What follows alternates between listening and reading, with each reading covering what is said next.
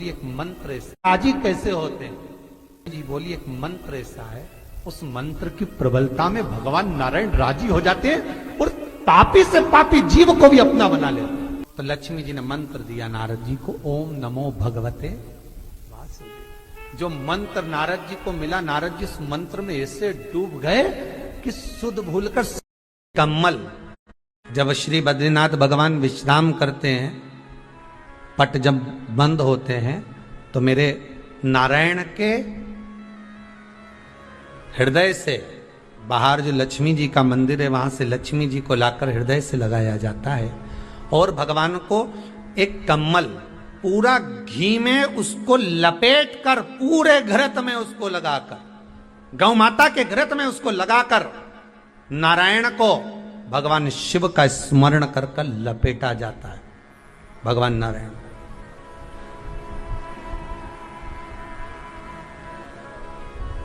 बद्रीनाथ बाबा के मंदिर में दिया घी से भर दिया जाता है, ताले लगा दिए जाते हैं, सब नीचे आ जाते हैं। जब अक्षय तृतीया के समय पर पट खोलते हैं, बाबा का कम्मल घृत से जुड़ा हुआ वैसा कि वैसे ही घृत भरा हुआ, घृत में स्थिरता है, घर में घृत के अंदर लक्ष्मी का भाव आ जाता है। हमारे यहाँ हिंदू धर्म में बहुत सुंदर बात कही जाती थी पहले, आजकल जमाने में कहते कि नहीं कहते मालूम नहीं, पर मारवाड़ के अंदर एक रीति थी। घर के अंदर रसोई घर में एक इतनी बड़ी कुल्लड़ होती थी जिसमें घी भरा होता था, छोटी सी चम्मच होती थी उसमें। कुल्लड़ का घी समाप्त नहीं होना चाहिए, वो बरकत है, वो भंडार है, वो संपदा है हमारी। घृत वैभव देता है, घृत वैभव प्रदान कर। कितना सुंदर कहा है। शंकर भगवान के शिवलिंग पर घृत चढ़ाने के बाद आपने दही चढ़ाया शिव जी को, ठीक है, आपने दूध चढ़ाया, जल चढ़ाया, दही चढ़ाया, शहद चढ़ाया, शक्कर चढ़ाई, मिष्ठान चढ़ाया, जो भी आप शिव जी को चढ़ा रहे हो उसमें से केवल एक पदार्थ, एक वस्तु, घी शंकर के शिवलिंग पर चढ़ाने के बाद में उसी शिवलिंग का घृत, जहां शिवलिंग रखा हुआ है, शिवलिंग जहां रखा रहता है, उस कटी पर उस घृत से हस्त फेर देना चाहिए अपनी मनोकामना कर कर। जो अभिषेक आपने किया है वो अभिषेक का फल भगवान भोलेनाथ कुछ ही दिन में प्रदान कर देते हैं। मात्र उंगली फेर देने पर, घृत पात्र की उंगली, घृत का जो आप अभिषेक कर रहे हो, जल चढ़ रहे हो, आप पंचामृत सामग्री समर्पित कर रहे हो, आप दुनिया की सारी वस्तु भगवान को दे रहे हो, तो घी चढ़ाते समय जब घी चढ़ जाए, शंकर के शिवलिंग पर घी चढ़ गया, उसकी एक उंगली लेकर शिव मंदिर में जहां शंकर जी पिंडी पर बैठे हैं, उस जलाधारी पर जो शिवलिंग रखा हुआ है, उसके चारों तरफ उस घृत को लगा देना चाहिए अपनी कामना कर कर। महाराज शिव उसको स्वीकार करता है। क्यों? शंकर और पार्वती के मिलन स्थल, माता पार्वती की गोद में भगवान शंकर का जो शिवलिंग स्वरूप विराजमान है, हस्त कमल के अंतर्गत जो भगवान विराजमान है, उसका फल चोगना मिल जाए। शक्तिपीठ नाम सुना है? अरे बोलो तो, जितने लोग कथा सुन रहे, शक्तिपीठ नाम सुना है? शक्तिपीठ का मतलब क्या होता है? जहां पर माता सती के अंग के टुकड़े होकर गिर पड़े, वो शक्तिपीठ के रूप में निर्मित हो गए।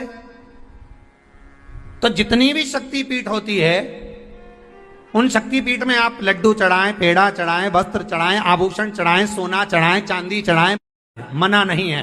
पर शक्तिपीठ का दर्शन करने जब जाएं तो कम से कम थोड़ा साथ में गाय का घृत, असली घी साथ में लेकर अवश्य जाएं। क्यों? शक्तिपीठ पर भी घी समर्पित करने से मनोकामना पूर्ण हो जाती है। आप आएंगे शक्तिपीठ का दर्शन करके और मनोकामना पूर्ण होना है, मात्र शक्तिपीठ पर। शिव पुराण कहती है, जो भगवान शंकर पर भरोसा कर कर, विश्वास कर कर, दृढ़ता धारण कर कर अपने कर्म में दिन रात लगा रहता है, जो अपने कार्य में हमेशा मन लगाकर लगा रहता है, फिर उसको दुनिया हाथों पर तो रखती ही है, साथ में अपनी नेत्र की पलक पर भी उसको धारण करती है और उसको उन्नति की ओर लेकर चली जाती है। कोई कर्म अगर अच्छा कर रहे हैं फिर उसके लिए कोई विचार नहीं करना। चोरी करने जाओ तो 5 बार विचार करना कि जाऊं कि ना जाऊं। गलत मार्ग की ओर जा रहे हो, मदिरापान के लिए जा रहे हो, वैश्यावृत्ति के लिए जा रहे हो, मांसाहार के लिए जा रहे हो, जुए के लिए जा रहे हो, तो 50 बार विचार करना कि जाऊं कि ना जाऊं।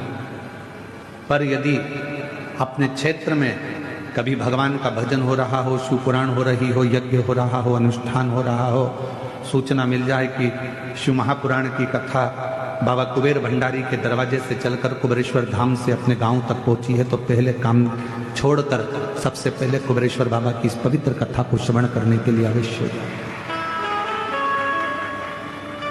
क्या देगा बाबा, कैसे देगा बाबा, ये उसके ऊपर निर्भर करता। ब्रह्मा विष्णु सदाशिव जानत स्वामी जानत एक शिवलिंग में ब्रह्मा भी है, विष्णु भी है, शिव भी है।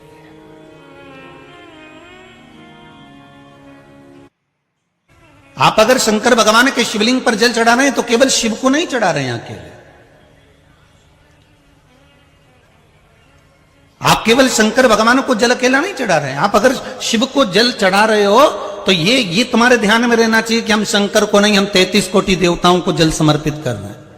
हम केवल शंकर को नहीं, भगवान शंकर के 13 बच्चों को भी जल समर्पित कर रहे हैं। हम केवल शंकर को नहीं, मां जगत जननी जगदम्बा जगत धात्री मां दुर्गा भवानी को भी जल समर्पित कर रहे हैं। केवल एक शिव नहीं है।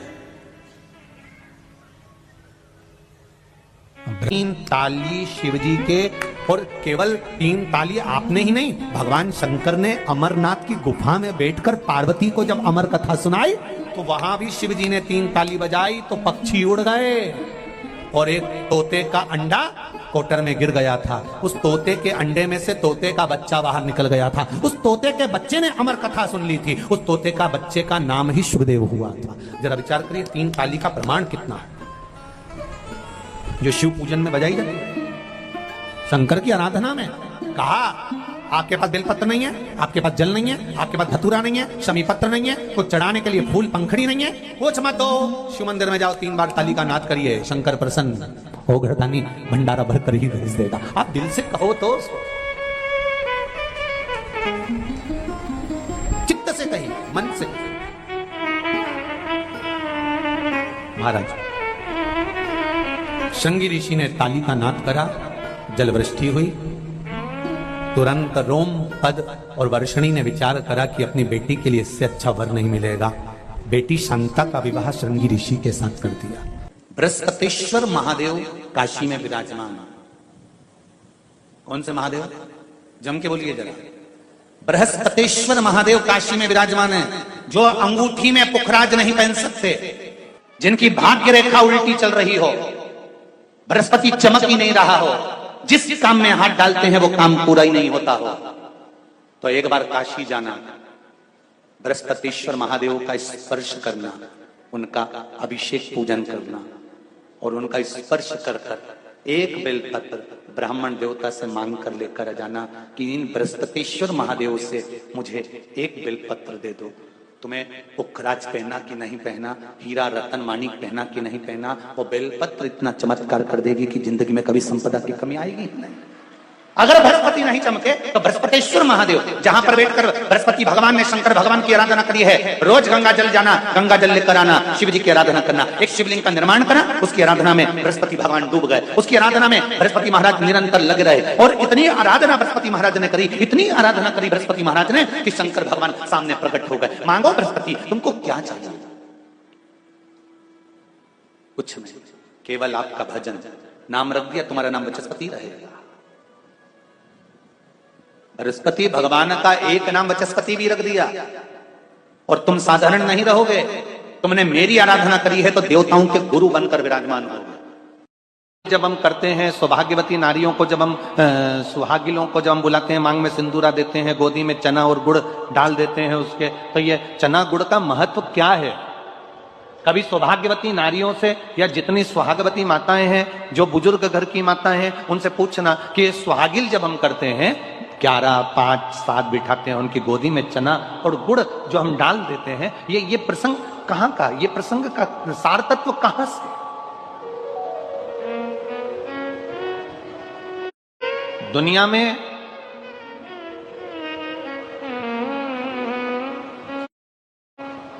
सब चीज में मिलावट हो सकती है, ऐसी कोई चीज नहीं जिसमें मिलावट नहीं हो। दुनिया में सब चीज में मिलावट हो सकती है, केवल एक चना और गुड़ ऐसा होता है जिसमें मिलावट का कोई काम नहीं होता है। गुड़ के अंदर खार हटाने के लिए, कालापन हटाने के लिए थोड़ा बहुत उसमें कुछ डाल सकते हैं, पर रहेगा वो गुड़ गन्ने का रस ही। गुड़ को साफ किया जा सकता है, गुड़ का पाउडर बनाया जा सकता है, गुड़ का पाउडर का डब्बा बनाया जा सकता है, गुड़ की बड़ी ढेली बनाई जा सकती है, गुड़ की छोटी ढेली बनाई जा सकती है, गुड़ की और छोटी ढेली, पर रहेगा वो गुड़ ही। सुहागवती नारी की झोली में इसलिए दिया जाता है कि जो सुहागिल में बैठी है, इसकी गोदी संतान से भी भरी रहे और इसके जीवन में कितनी भी जिंदगी में कभी भी दुख आए तो गुड़ जैसी मिठास इसके जीवन में हमेशा बनी रहे। मंथन के समय पर विष निकला, विष के पहले 5 गौ माता प्रकट। विष निकलने के पहले 5 गायों का प्रागट्य। पहला नंदा, दूसरी सुभद्रा, तीसरी सुरभि, चौथी सुशीला, 5वीं बहू। ये 5 गाय विष निकलने के पहले प्रकट कर। कारण क्या है? गौ माता का प्रागट्य, गौ माता का प्रकट होना, किस लिए, किस कारण से गौ माता प्रगटी है? मंथन के समय पर ये गौ माता क्यों प्रगटी है? इसका प्रकट होने का कारण किस लिए? शिव महापुराण की कथा कर रही है, थोड़ा ध्यान देंगे, अपने पूर्वजों का स्मरण, पितरों का स्मरण करते हुए। जितने लोग आस्था पर सुन रहे हैं, जितने लोग फेसबुक श्रवण, गौ माता के प्रागट्य का कारण केवल इतना था कि जिस समय संपूर्ण ब्रह्मांड, संपूर्ण संसार जब विषयों से घिरा रहे, उस समय पर मात्र गौ माता के शरीर का एक रोम मृत्यु लोक के जीवों का कल्याण करता है। कितना? केवल एक रोम, केवल एक रोम जीवों का कल्याण करता है, केवल एक। और जब एक रोम जीवों का कल्याण करने वाला होता है, एक रोम भगवान की भक्ति को धारण करने वाला होता है, तब उस समय पर गौ माता, जिस समय पर विष निकला और विष निकला और इतना भयंकर हलाहल विष, जरा विचार करिए, इतना हलाहल विष जिसको देखकर देवता भी घबरा रहे थे, देवता भी पीने को तैयार नहीं थे। सारे देवताओं के पास में विष गया, पर देवताओं ने नहीं पिया। आखिरी में सारे देव उस विष को लेकर तुरंत देवाधिदेव महादेव के पास पहुंच गए और शिव जी के पास पहुंचकर कहा कि बाबा, ये विष आया है, आप पी लीजिए। शंकर कौन? घर के सबसे बड़े। शिव कौन? घर के देव, अधिदेव, महादेव। जो घर की ठंडी रोटी, घर का ठंडा खाना, घर का ठंडा भोजन किसके हिस्से में आता है? जो घर का बड़ा हो, उसके हिस्से में। माता लक्ष्मी एक बार भगवान विष्णु से प्रश्न करी है कि ये सारा ठाट भगवान नारायण, आपको बैकुंठ का राज्य कैसे मिला? आप बैकुंठ के अधिपति कैसे बने? आपको ये बैकुंठ कैसे प्राप्त हुआ?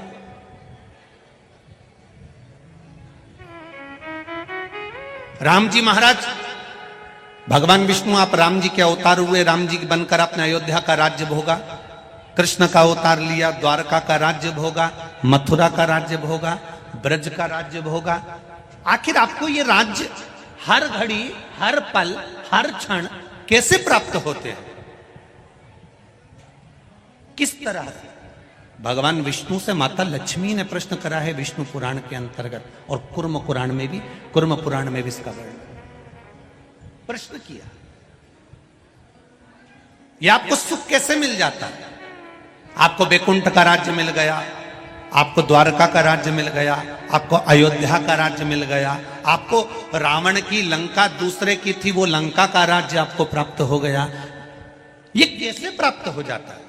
भगवान विष्णु ने अपनी धर्म पत्नी माता लक्ष्मी से कहा, लक्ष्मी मैं प्रतिदिन शंकर के शिवलिंग की आराधना करता हूं। लक्ष्मी जी ने कहा, क्या नाथ मैं शिवलिंग की आराधना कर सकती हूं?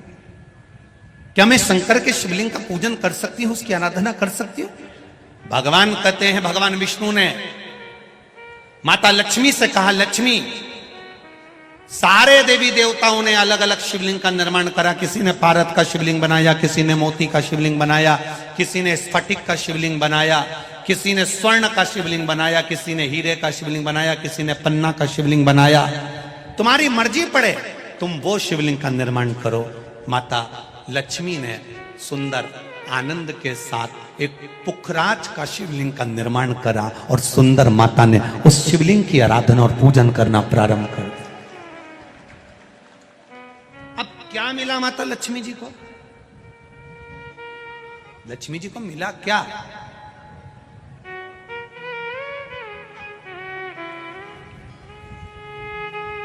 क्या प्राप्त हुआ माता लक्ष्मी जी?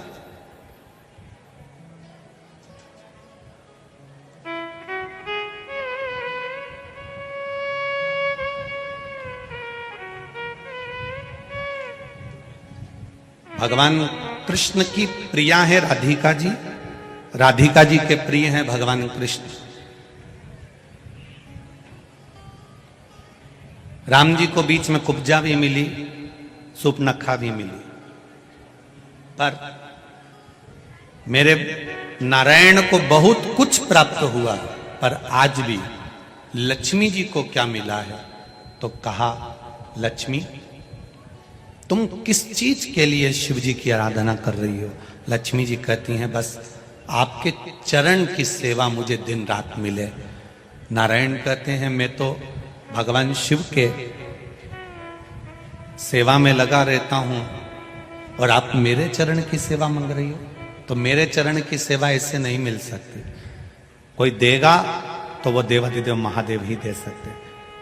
घोर तप माता लक्ष्मी ने करना प्रारंभ करा। शिवलिंग का स्नान कराती, शंकर भगवान का अभिषेक करती, शंकर भगवान की पूजन करती, शिव जी का सुंदर आनंद से श्रृंगार करती। मेरे देवाधिदेव महादेव, मेरे कालाधिपति महाकाल राजा, मेरे विश्वनाथ भगवान स्वयं उस शिवलिंग में से प्रकट होकर बोले, लक्ष्मी तुम्हें क्या चाहिए? लक्ष्मी जी कहती हैं, प्रभु आपने मेरा विवाह नारायण के साथ तो कर दिया, पर नारायण दिन रात आपकी सेवा में लगे रहते हैं, तो उनके चरण मुझे नहीं मिल पाते। शंकर भगवान ने कहा, मैं वचन देता हूं लक्ष्मी, तू नारायण के चरणों में सदा विराजमान मिलेगी।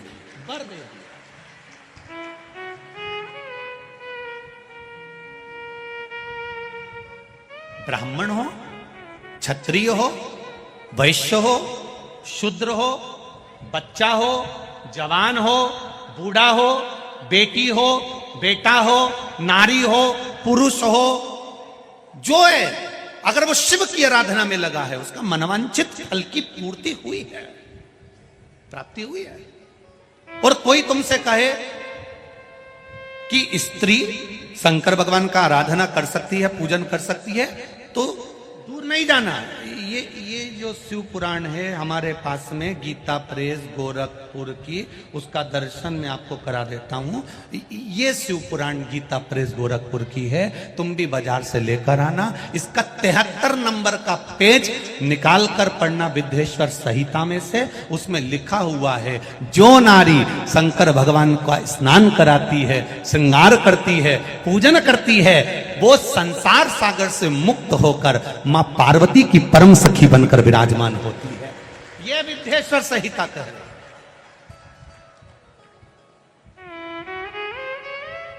और इसी शिव महापुराण का 73वें नंबर का पेज पढ़ने के बाद में 75 नंबर पेज को पढ़ना विद्येश्वर संहिता का। उसमें लिखा है, जो शंकर भगवान को जल चढ़ाकर उस जल का आचमन करता है, वो 3 ताप से दूर हो जाता है। ये मेरा निवेदन है आस्था चैनल वालों से। पन्ना मैं निकाल रहा हूं और उसको मैं लाइन से, अक्षरों पर लाइन दिखा रहा हूं। मेरा निवेदन है, आप भी बताना कि शंकर जी पर जल चढ़ाकर पीने का कितना लाभ है। प्रश्न नंबर 75।